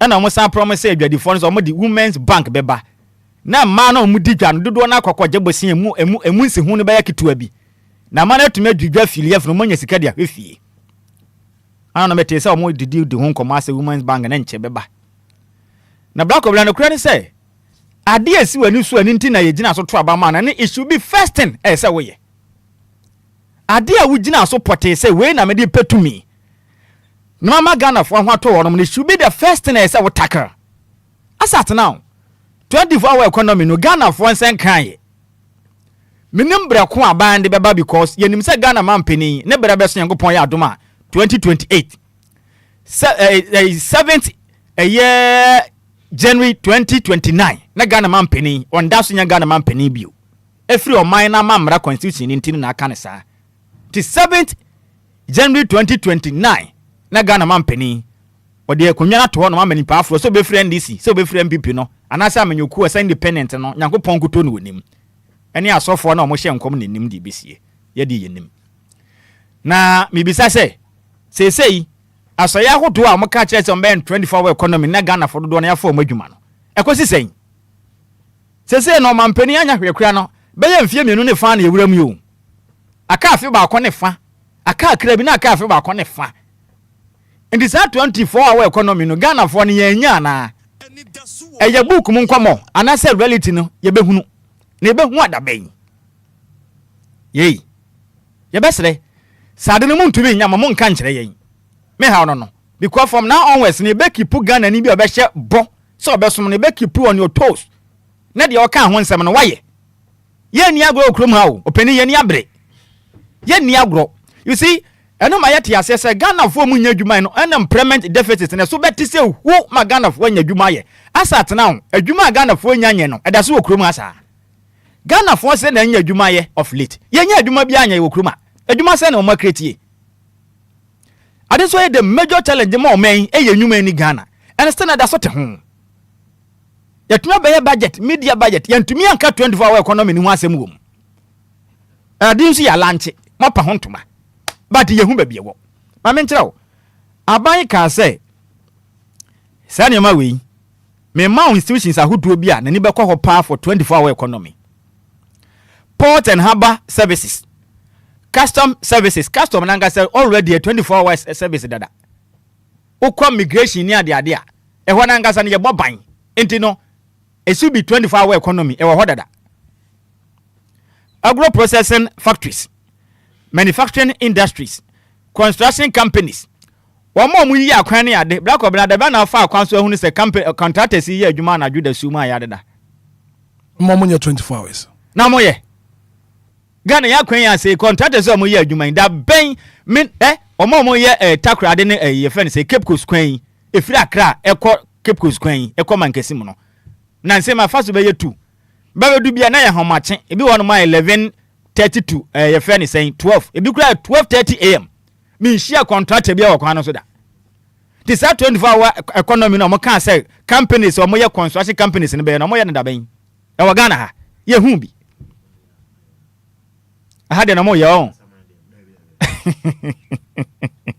and so etire din companies no anadwona mo nya adwuma ti se Ghana man pani ni mu a omobodi ya na mo mbapro omo sanitation and waste management services DLFM omo mo sa bola no sanitation da ben ye hu se ka na mkrom sa bola anadwo e wo krom a wa hunu bi wo de wa hunu bi na ya ofra na waka sa anadwo a ya da ana anadwo be ye nondumpo na kas enam krom se sabola wo krom a ye hu bi ye wo financial institutions ye koyi sika na dwo ahomache da suom opening da be na okọ bank so koyi sika akọ na na dwo mo ho e wo krom a that's not the norm say bank there but the more financial institutions e be koyi sika 24-hour economy enti e bia no ne ye ATM ne ade no wa ukita we no ene de se ho dada ena meboa ena ho dada se ka se ATM ne ade a ukita okada de koyi sika de ukita ho dada enti ne se obeka se obeya de na se nipa kwatena ho na DJ omalo wezika okoy deposit ode kwoto na ye de sika to ho ma no na nya sa bank aha be ni ho It's not working. 2 a.m. no Mario call. Or call or the secret to bank. Ebiniho. And it's not working. Healthcare services in a year, Jumadada. Yenimsa Ghana, Sabia P now more petty 24-hour economy. Oh, ya now Cocolebu, I Sabia would do P or Mompom. And I'm a wa. That is any doctors or more run a shift. Ever what that? There were community pharmacy care. Baby, I got a matum. Makoma Kuna Mubie. Tourism, creative art and entertainment. Ya kwanza how much yana junior a year juma. Opening the industry no munim. Creative art hono is here no industry no tourism hono bi mama for to me kwa how much ko ho. You. Ena retail centers DVLE that wonsem. Driver vehicle licensing authority. Omo ka che so meye adwuma how much da suom nyina. Minim ahyankafo no mo na munim enti mesra mo. Mo frɛ kwan ne dem ne maka. Say bia wo kwase ko renew license how much. Wo kwa na omo ho a. Ma me ye hunu. Me de me nya hu bi. Enti bra ko bra be sere o mampani. My voice ba ko ne pa na me only one voice pe na be me. Okay. 24-hour economy mo kire say ye game changer be say Ghana for destiny. Ma ye nya adwuma ye. Emebu na we school titifie. Omo twan. Say o ma be ye adwuma. Backlog ne toson. Say say enche binu be san we school. Ye ne den. Okay. Timi de 24-hour economy ni de mante ho asem. Inti ade mienu ne nyame enmanim yo mampani ntu ho anamon. 24-hour economy no mfa mra ye. Ne ye nya adwuma na Ghana fo a. Ebi obi ko day ono wapon a de ono so nya adwuma ye ne betumi aye den. Akọ in the afternoon. No bi so akọ in the evening no bi akọ homache. Se be ya dodo na betumi aye den. Nya adwuma ne bi aye den. Aye. And then sir your friend is saying transport ministry no. Omo chese omo to buses ni bi abre. Omo to buses. Be bra ba kurom ne de aye adwuma. Se biaba. Wo say? E biaba. Oh, de make kan wonti ase. O say omo to tawse biaba. De omo de ba na say akitua bi. O say omo to biaba. Enti na make say sika na omo atwa si wona ma yan. O say omo ntumi ntoni nyina preko pe so omo be start kakra. Openi yi, me say na o twa mu just last week. And wo kire yen say aban na hu say still Ghana for kwa adwuma ye nyaka. A post fu ye ba na omo nya na preka ho kwa no. Last time I said it here say hu nya enya fed yempo say post office kita ni to kwa adwuma obe preka ho kwa ho. Yanto bi ama won nanso obi osoafo o deviating otu kwan kwa ba wo gi allowance. Police person no kwabo ban no ogina no opere trotro ka. Ohu sa na ekoso okuro ka kan esma nka. Enti me de mesere. Menyanya ka so okrom. Se ne vox na mo se yempe no se free mu a. I'm telling you, kumase kwani ade ne be bre bluta. Openi ka be na abefo. Se na metumi aka kire openi ye peka sa doso e fani pa wonkran ha. E box wo konkrasim krase no na ye no na mo se yempe. Se container ne nyina dada. Containers na buy no. So nim containers no sprinter no. Dada makom na ye mu no. Da ka ni nyina dada 2012, 2010, 2009 na ndam futuro no sa na ade ade a. Wutim na se wa me anywa adoma na bibitin na ho a. Be ya afi na okuro nkoye. Okuro me de mesra ban. Me hia 24-hour economy no na manye ya pe. Me se me pon a metumi akoye adwuma afro. Ano pe ne me boa. Yes, me pon a metumi akoye adwuma. Me pa me na. Nti esre no. Dijo malon se obetumi adwuma be ye 4 na ni eden. Kofi no ya na wonani so ntie moa no tie de be yesa adwuma ntie be sra ban no mfa transport minister no makas ne mra no nsa mayen 24-hour service na yenya adwuma yenya bere pa kodo me da se papa pa e go so ma fa mic na na fi mintiu anapai ma mintiu yo na de mi di kan aka pa eye oman no ye japade e ho asema chese eya na omo ekinkan a na ase de aban we ba ye no okano in dollar term no Ghana hanom no ye di cedi inti sometimes me problem na say denti na wo mo ke kan oman no ye japade e ka ye de a eya na I think send this ba ye wo mo kan in dollar term NPP time no mo kan cedi inti me feel say ye mo kan cedi na ye no ye ntumi nti asie ye pa and sometimes wo hwe manager pade na wo ready pa ye na wo tie sikana na wo de toto NPP time ho a wo be hu se ase ye japade no sa eska no e kofom kakra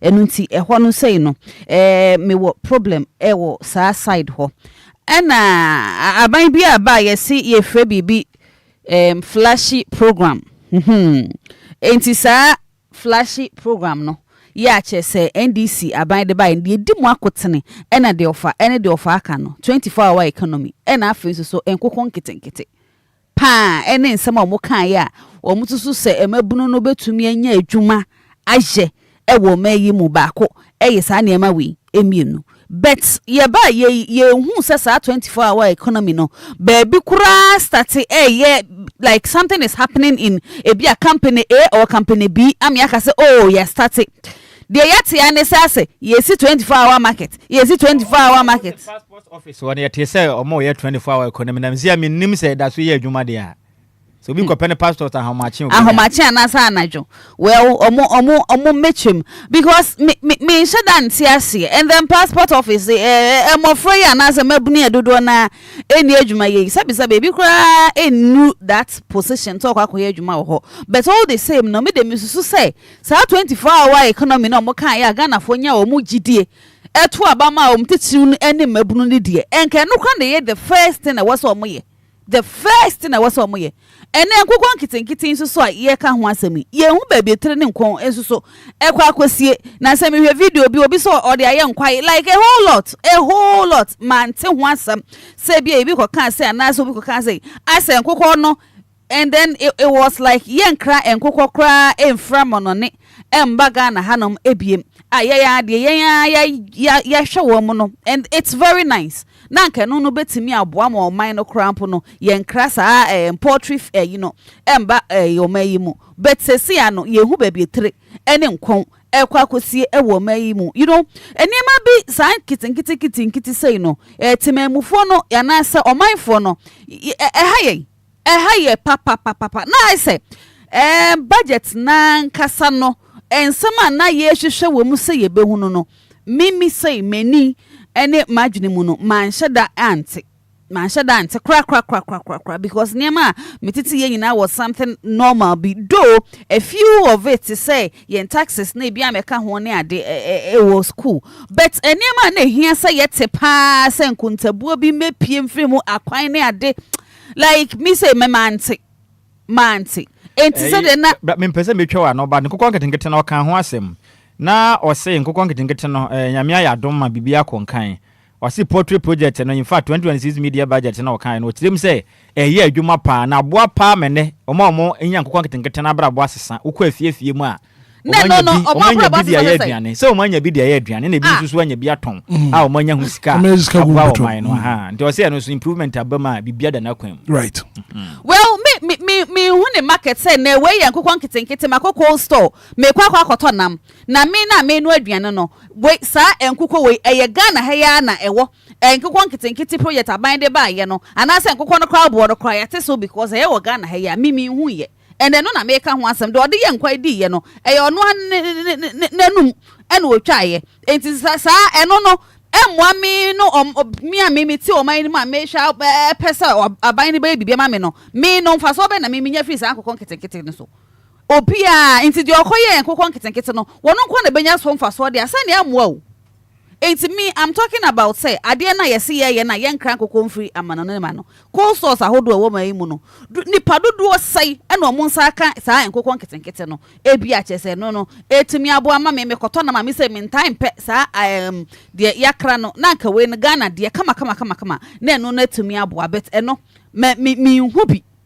etimi de me hu ni se budget no eniema ahodo bi okay eniema ahodo bi a oman no ewo senka yensa etumika enema na ye ni daso ekwan a wo mu eyi ye ehun nkontabuo de akwa akosie de bekwa akowie ni na ye hwe sai eka at this point ye bete na nka nye sai economy ni ikonanim senka bibi wo ma enya te se de ye ka ho asem ya na wo senka mo ka kire ye wo mo ka de ye no na nka mo ka de enye no man na etimi ehun se okay man no ekosei ebekwa akowie sei na ye ni ada ye ho so because poyando kan wo se bronya nan se bronya na ye twemu miensa na ebebe de toso nan enche bi beba na no na like the oman no anaso manpanyi kan ye oman no titu ne mabunu ye de engidie ne ye rehye mu kwoto aba no entimi amaso a na me my disappointed e wo budget nim kakra right nkoso hima me da se Kofi Brema na afi no ye ma collect ne so embremu ene anopai Kofi maminti wa anopai join you live on Facebook Kofi nso fa mic na afi anopai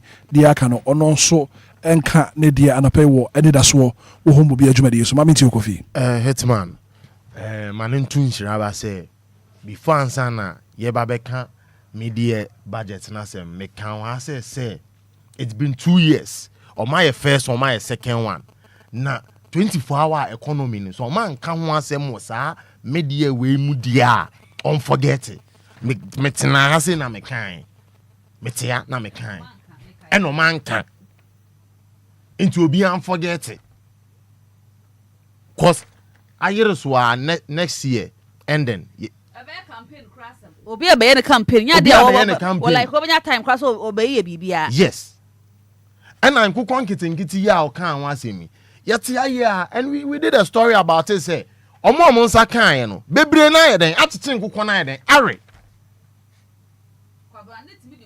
ya no dey yankwai no o tade abeto social media o na ye nyina de to aba no na chese kwaba ne kwa de yankwai o wo de yankwai de bi ye chinchinga enti no Hitman me dwene wa mente ase and he said say Ghana has a ye ho toyen timamuni bi owo Ghana ha bia no oman ba pani bi owo Ghana ha bia ho to no Hitman me sere me bi say me pacho ho to wana pacho ho to Kofi ko asem uni hawana o mi bu say yima no enkoso uni haw me wo haw me ho nto me kiti say e bia na nhira ba oni haw empie wo ye botomo se do mu sitina soro ho obo kan no empie wo ye botomo eye me nwanwa say me ti emi fa ne bete me fa na ho goro so ba wo se me ho to me ho be na to me sika fie bi na mo ya to ayi workers na katua mu na amanmufo no ya to say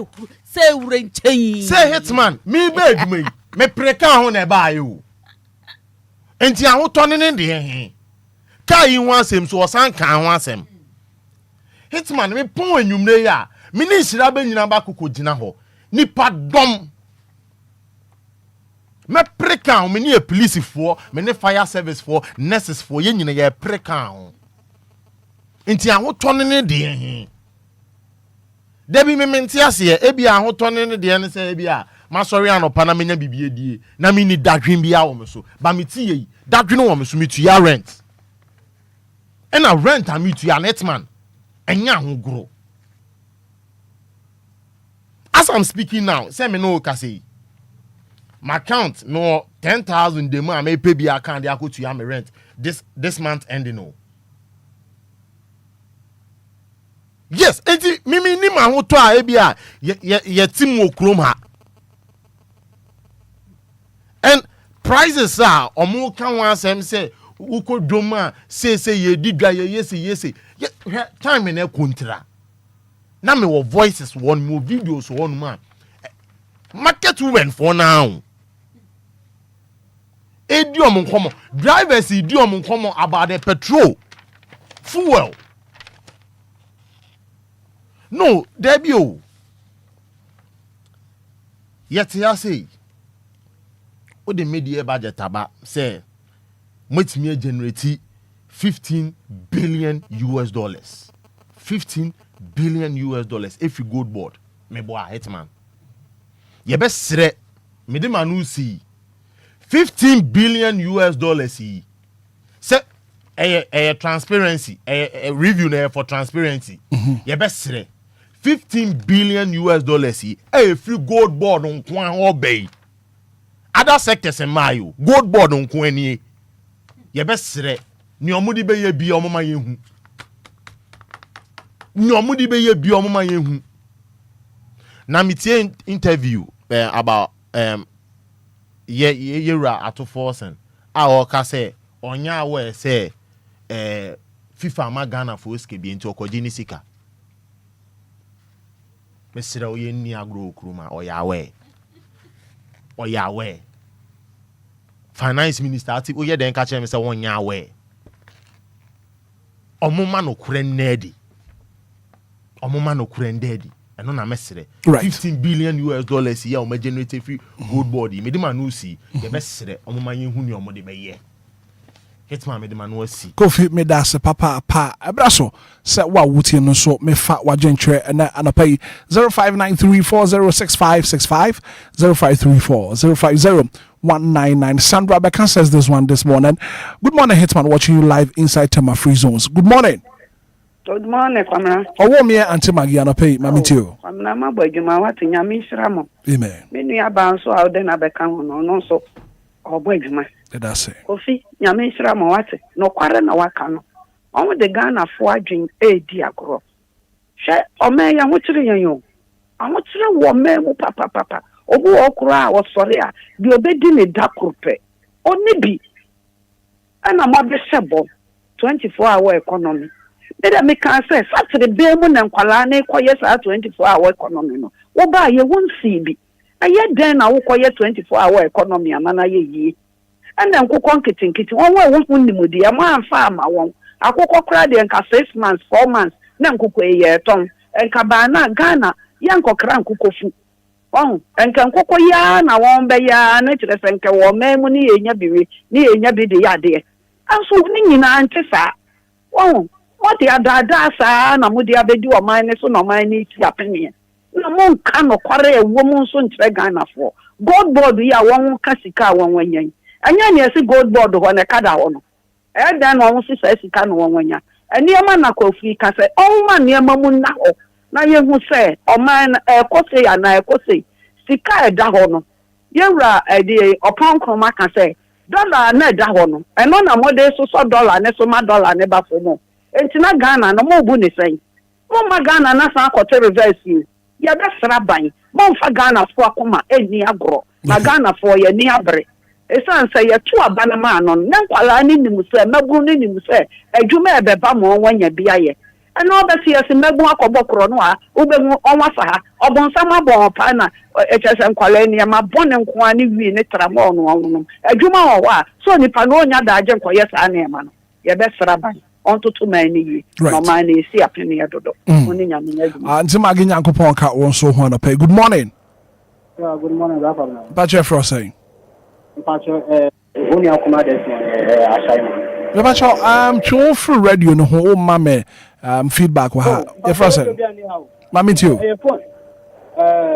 Pache I think DLFM mo yare na me share okay but Rafa na woni sa asemina honorable Atufosin can say Ghanaians are living the best life under the administration of President John Dramani Mahama. I think say if I mean one kasa na on train sang though yes mean kase papa no buy no or yes or yebi but say open making emphasis on say Ghanaians are living the best of life under the administration of this government. You know, I think I think it's a no for me. Okay. How can you say that? Yes, I think it's a no for me because we share send your money more year. We share send your money more year. Now the kind budget maybe I don't know who is 24-hour economy now more buy no. It's like omo kana Ghana 40 more model. No matter me that's papa. Good morning. Good morning, Pache for saying Asante man na kama medical center. Asante ma meet you na pay. Hitman, me pay. Hitman 24-hour economy is scam. Oh, you mean say scam? Yeah, you say scam. Yeah, the taxpayers' money. I got talk koko. I'm man for photo money and koko kitikiti. That's why I go enya how many months? 2 months, 3 months, 4 months. Na yari. My way I come by what I'm coming here. I confirm God how many months bringing. I confirm. Now, if you have an idea, I'm going to talk about dear. Taxpayers' money now. Asante Manu Meda say good morning. Good morning. What's the mammy to wanna pay? Very much. We have a call here. Me here. Hitman, because every do really dancing. Nice one. Hitman, no calling you go point me. Raho. Me minimum say, but all this over Kaya, Friday, the Paimukano. Call us in the Bab one say, but can't say. Almost Sunday, patrol. Oma metu wa makapa stress mu bia wonu bi da tie fa na mutu patrol the German no ka say this echo 18 cd 18 cd and patrol so echo 15 cd etu sha eye ne me budget na obaka no ne me ka say enka sika na de bebo Ghana ho bra no enka egu potomanto mu e mu ne ka waso de aba parliament wo na momo no yentro ni book so Jamaica ho. What's the mid say? Good morning.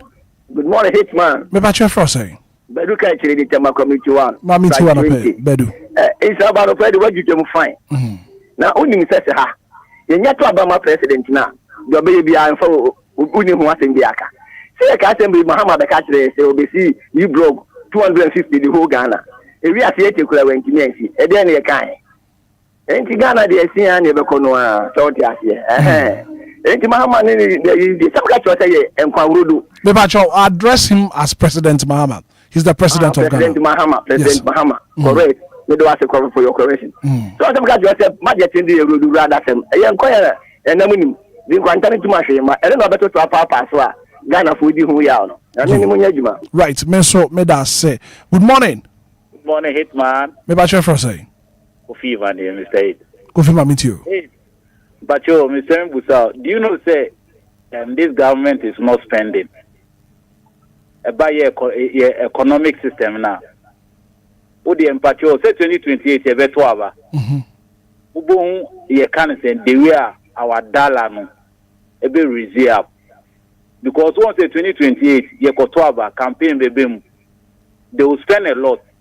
Ana ye can say now we brabi ka nkukona sem Hitman em say this year pena me fear yen we akoko it is 2021 abe 2025 bring abia ye we akoko ya na yen so that say I don't see this country in 24 the omode emegunu na yede it's about time ye beto aban ye 24 no megunu nyina and I said the whole Ghanaian citizen Yafa ewe enfia empenifo ne pa serious right but you ning aminye juma Nyankopon enka wonso ho anapa Derek Ayite watching you live from Kofodia in Krakan Eastern region.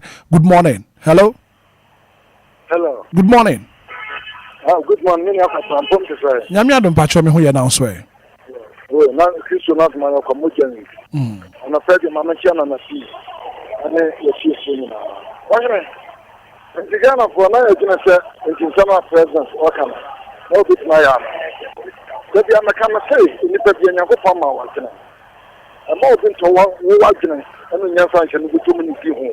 Now we know. She said, looking at Ghana for a mess. Yamuchi. And no more motor argument, no my say time. And I want so, and I want to know. Any time of that kind of the book or try, didn't some more kind. The damn book will be wanting kind. What's all one can stop we keep African as a African, not in Faswa. You look at the Faswa original. Yes, I'm going to bomb them say, oh, you look down with that. Right. What can we say again of intellectual? Any professor, any info, any teacher for monotone for one year. Any American for 7 pages or something, to be arguing, we can find a woman from your mama. I'm going to get you to a mama. I'm a neck. What about your man of Kokutu? Then you are in Shabbat Castle. People Ghana for 1 year.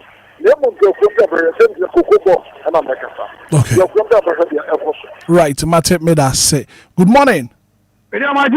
Asante Zunga na pema meet you. Ayo, Papa. Mumwana juma pa mudibu wa my Ghana. Na yedi kai amapani dada Nana Akufo-Addo. Onye ne bo anopai.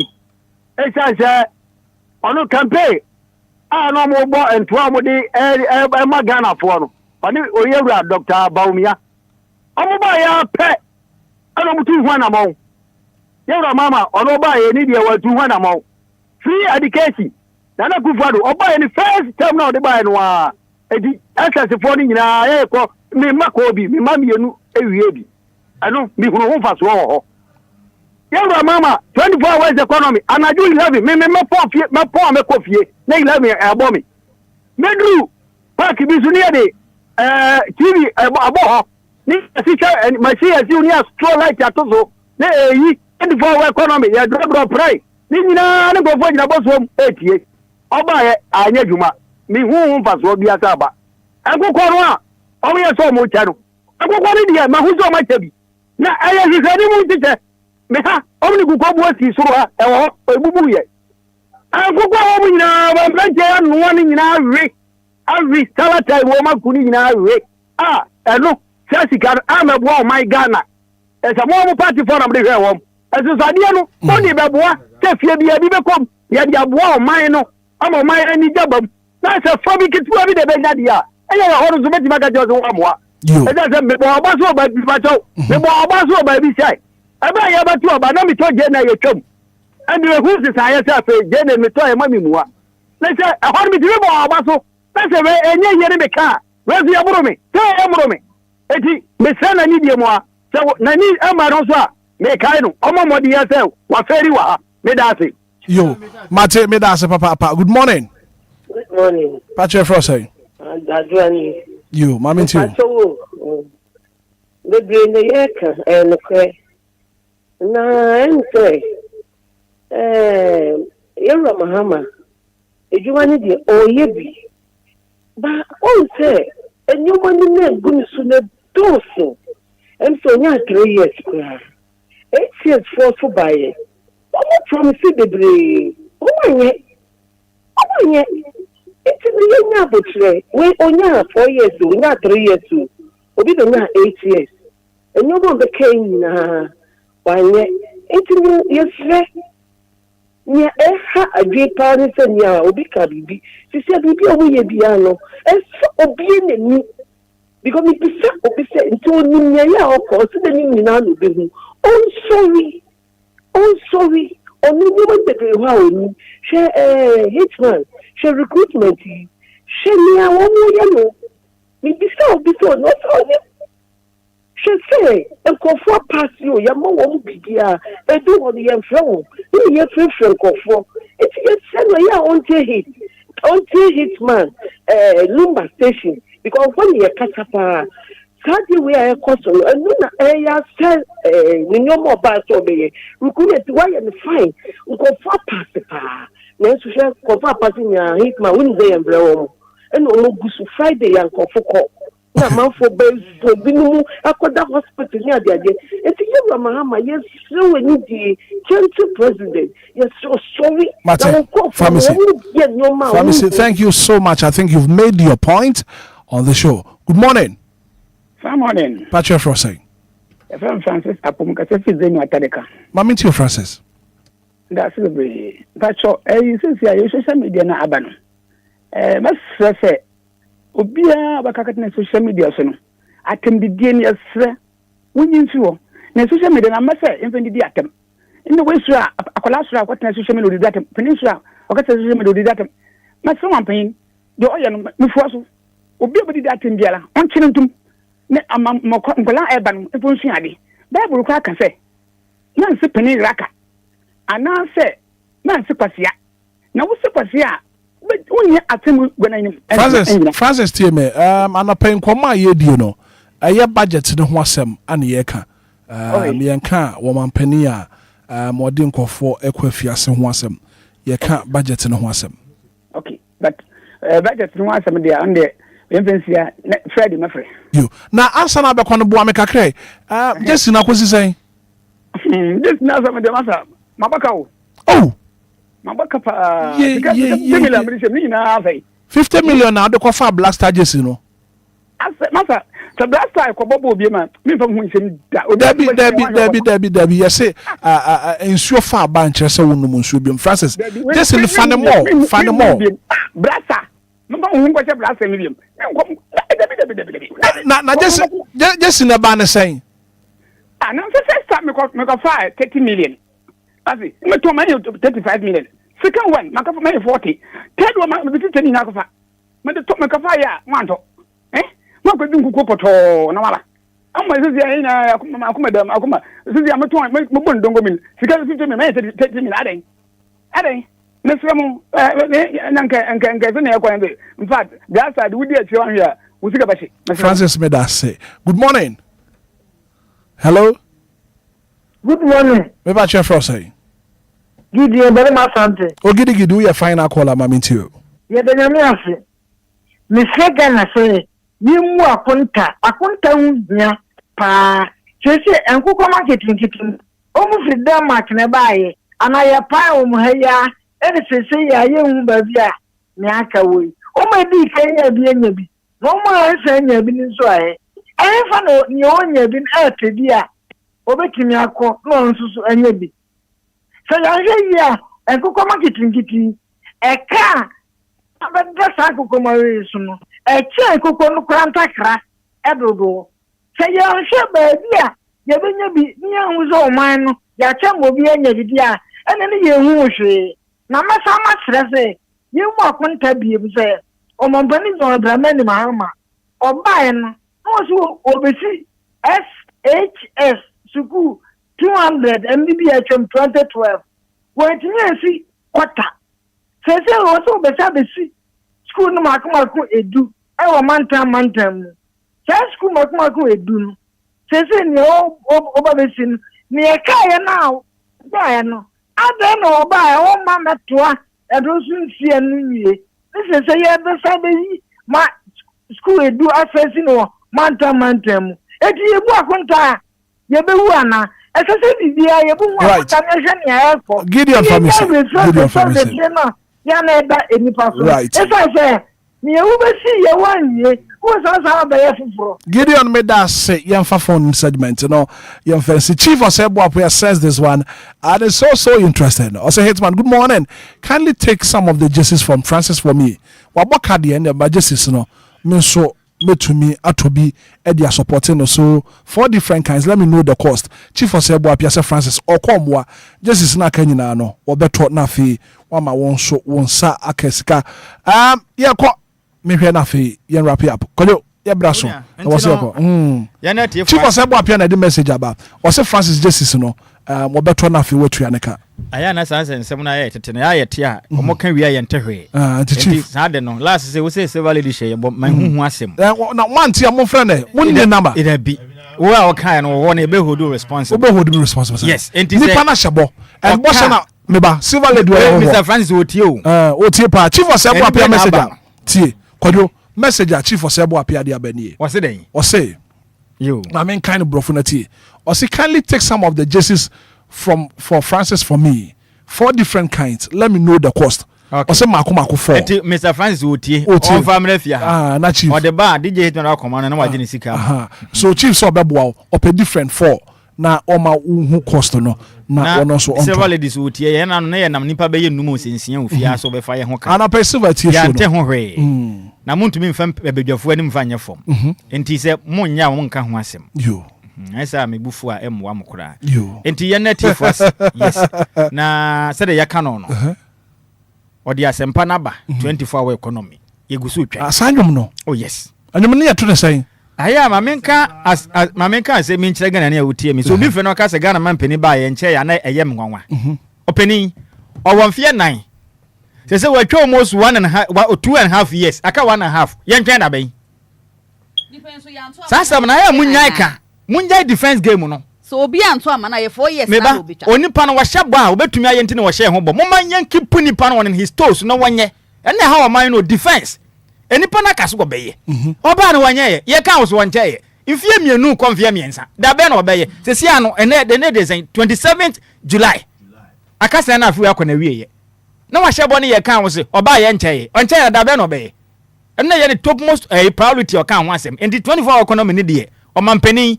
eka afi ba kumpo abeye yesrew ye hia me ne hia me waka ye padwuma ye pon ye kwa adwuma afro nti onya man na bibia anya fine ye twan de ma no asi yo mate me da senko so ma me ti wa na pay and the offer kana na make no because Obia were 4 years no bo homodian ye 12 so 4 years so wo ba no wadwene mu no wo 4 years pe e na wo de ba be ye adwuma say about also and answer yen to also no 4 years pe na wo ba use wo modern mo na be kire say Ghana for e bia de wo ye na so ye nti ye to also mo ato de wo ye no so enti 4 years no wo be ka say esua me yama wo sai na wo de aye adwuma no and besides wo ba na ye to aba na ma wo na general na wo sai na you know say adwuma na ahase and you don't sit and delay and then what say oh de wo ye nka ho asem ye beka ye oman no enyina no enti ye beka obi a woni anu bia ye wa ha se ye beka sade ama no ye beka bankum aka ni fa enti de ye no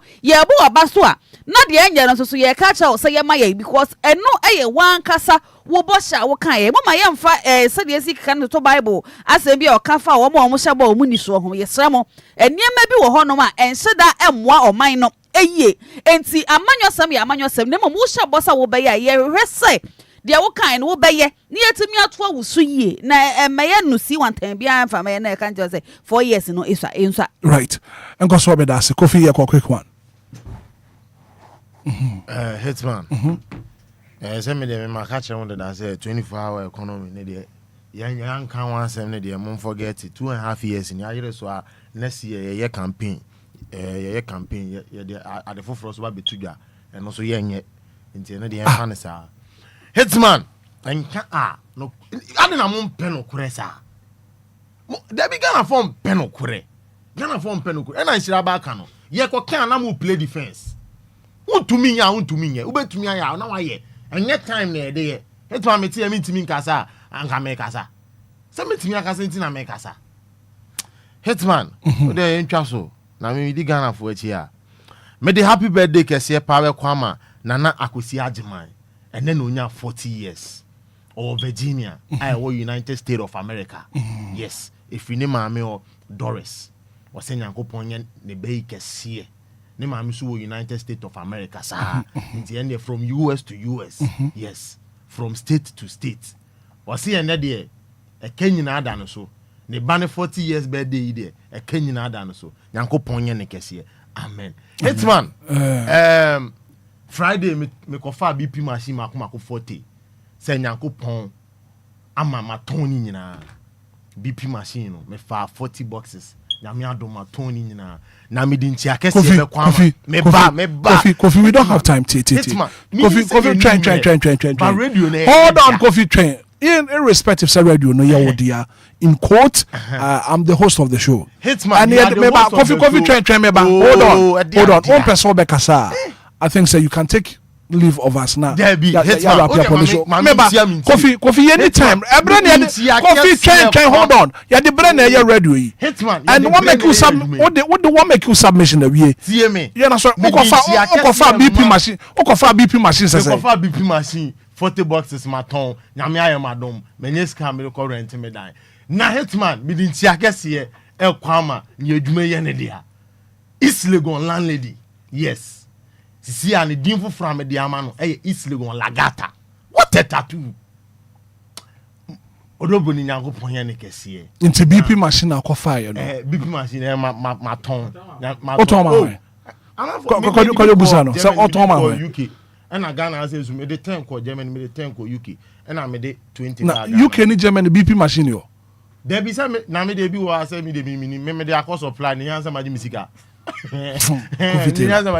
Hitman Hitman you rest in peace and what the year you rest in peace and what the year different Lumba dey there and you rest in heaven full AC nyanya Hitman museum we no one in town na nyankopon ye busua peni to park kese no yin odobroni kese na Hitman makoma tomiyem finally ye hu baby a that the Lumba ye see ni museum nyankopon ye busua ni was museum ho dey na wo Hitman okwa Lumba awards awodo wajeje ni streams plaque plates eba YouTube eba boom play ni nyina esisi wo okoso a plasma ebo ho e showcase Lumba nyom yes okoso a Lumba nso pay ebi si wo bibi anada di tro ne nyom jese Hitman eno me hu sa aquarium ho Hitman me say Lumba anyan catfish ama bebi a odampu no fish egu nsuo mu di akwani aba electric one fish no anya grow yeni abre na we dey rest in heaven cause na esi bono no mi hu so obi ka say ye kan say obi peda onya dan dem me pa cho nipa na opeda nya na fa ni Lumba Well,